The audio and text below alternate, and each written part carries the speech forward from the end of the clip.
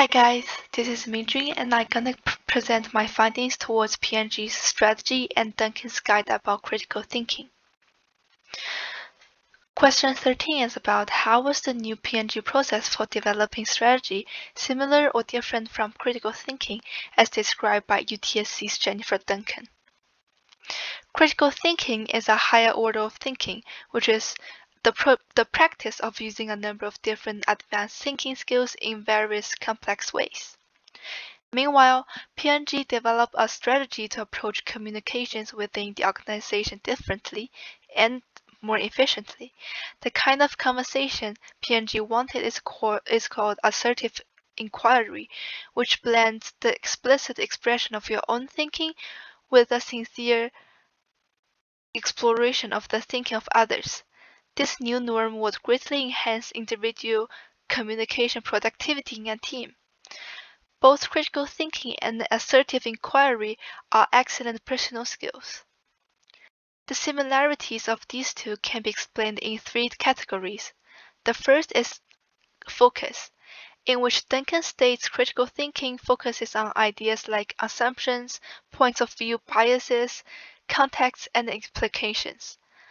Assertive inquiry matches this focus precisely, in which the approach of open dialogue requires employees to advocate your own position and then inviting responses. To advocate, one has to have a solid understanding and reasoning based on all the information he could acknowledge and analyze. Next, Duncan explains the activity of critical thinking, which requires individuals to think about the thinking of others while thinking about their own thinking. It demonstrates the process of interpreting and examining the idea one has. And this matches the second essential tool P&G recommends for achieving the balance of advocacy and inquiry.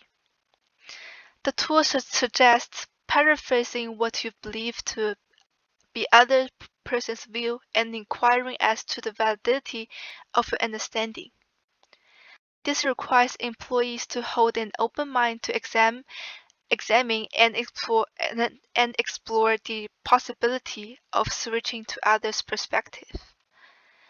Lastly, as Duncan stated, the goal of critical thinking is to apply criteria informing a conclusion or evaluation about what you have been thinking about and how have you thinking about it. Critical thinking criteria and practice could benefit extended abilities such as problem solving, decision making, and reasoning. These abilities are preferred within a company to improve employees' productivity and adopt strategies, as this is identical to the goal of P&G for the approach to communication, which is to create a cultural inquiry that will surface productive tensions to inform smarter choices. Next, there are two slight differences. Critical thinking is not a skill that others could teach. Just like Duncan explains, it requires self-reflection and self-discipline. This is a process of how a person thinks and perceives a thing, which others could not influence the outputs. On the other hand, assertive inquiry is an approach to communication and is a culture within the company. Employees could be influenced, synthesized, and encouraged by others like managers and coworkers to adapt the method. Also, communications have to fall within a multi-people circumstances like in an office. Lastly, I've prepared a discussion question. Do you think the process of adopting assertive inquiry as a new approach to communication is effective, and why? Thank you.